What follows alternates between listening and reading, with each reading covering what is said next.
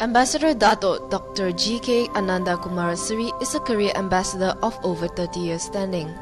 He retired in 1995 as Director General ASEAN. Since then, he has authored several notable books on such important subjects such as the cultivation of human values, personal development, holistic education, the sacredness of motherhood, mother care, holistic parenting, child care and development, and peace. He is a much sought-after Dharma speaker in Malaysia and overseas. His recent treatise on holistic motherhood and parenting is widely used as a practical yet effective training manual for courses on social ills and crimes, such as drug abuse, AIDS, child abuse, and gender inequality. He is the president of the Human Development and Peace Foundation. Dato G.K. Ananda Kumaraseri has carved a niche for himself in espousing the concept of living by Buddhism by emphasizing the practice and practical application of the Buddha's teachings in daily life. He is available for public talks and discussions. His email is akumaraseri@yahoo.com. You may also refer to www.livingbybuddhism.com for an insight into his works and activities.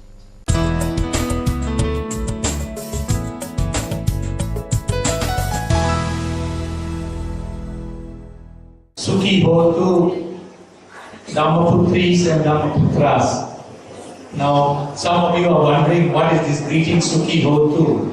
Normally you wish each other good morning or good afternoon or good night. Sukhi Hotu means may you be happy and well always. It is a far meaningful and certainly the greeting which the Buddha himself used, but we don't use it. So I have been promoting this greeting of Sukhi Hotu. I'm sure you have not wished each other Sukhi Hotu. Can you please wish either your papa, your mama, or whoever is next to you Sukhi Hotu? Please wish it. Wish Sukhi Hotu with the palms together. Don't be shy. Surely you want your papa and mama to be well and happy always, don't you? And surely papa and mama want your children to be well and happy. So make it a practice. First thing in the morning, husbands, please wish your wife Sukhi Hotu. Before you go to bed, wish your husband Sukhi Hotu. Husband, surely you want your wife also to be well and happy. Wish her Sukhi Hotu, and children and the whole family wish each other Sukhi Hotu. Why I have deliberately started my short talk today with this is to focus on the practice and practical application of Buddhism in everyday life. We learn Buddhism, we read a lot about Buddhism, but we don't internalize and we don't make it part of our life. So this is a very good program that we have gone through. Buddhism is a complete education and a complete training program. But don't make this the be-all and end-all of your training program. Continue with whatever you have learned, like Sukhi Hotu and various other things that you have learned, and make it second nature to you, so that you not only know the Dhamma, but you become part of the Dhamma. So today I am most grateful to Most Venerable Reverend for giving me this opportunity to talk. You can sit down now, please. You have stood already for some time. Please sit down. Please sit down and be comfortable.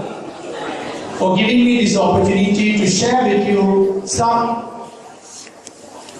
experiences that I've had in trying to promote the practice and the practical application of Buddhism in real life, in everyday life. That is the value of Buddhism. Knowing Buddhism is one thing, being what you know of the Dhamma is a completely different thing. And unless you keep on inculcating, making it a way of life, making it part of your culture, part of your thinking process, you won't be benefiting from the Dhamma. So this particular practice of worshipping parents, of honoring parents, of the joy of honoring your parents is something I'm most grateful to Most Venerable Reverend, because when I first started it, everybody was very reluctant to follow it, because change is very difficult, and to make people change and to adopt something very difficult. So Most Venerable Reverend have taken up this particular practice and incorporated it in the novitiate program. So that is the background to how this has become part and parcel of the novitiate program. And it becomes the epitome, the piece de resistance, the most important, I would say, learning of your whole program. Because, as the Buddha taught, even if you put your mother on your right shoulder and your father on the left shoulder and look after them and nurse them for 1,000 years, you would never be able to repay all that they have done for you. And particularly mother, because in our Dhamma, the teachings of the Buddha, the mother takes a very important position or status in the family. We are all born of our mothers. And the mother goes through the risk of death. The risk of death. Every time a mother gives birth to a child, she risks her life. And even before that, there are a great deal of sacrifices she makes. So we must imbue this particular teaching of the Buddha into our own psyche, into our own thinking, in terms of expressing our gratitude for all the sacrifices the mother makes. So don't make it only a ceremonial practice in the Vihara today. My objective and our purpose is to make it a daily practice at home. That is the essence. So in many Viharas I have gone and they are very appreciative. In Sumanjaya, for example, many of the parents come and tell me, Dato, thank you for teaching us this. We did not know about this practice. And my children are very calm now. They are very well-mannered, very well-behaved. They are very appreciative of what the parents do for them. And they are more obedient. And they are more responsive to whatever we tell.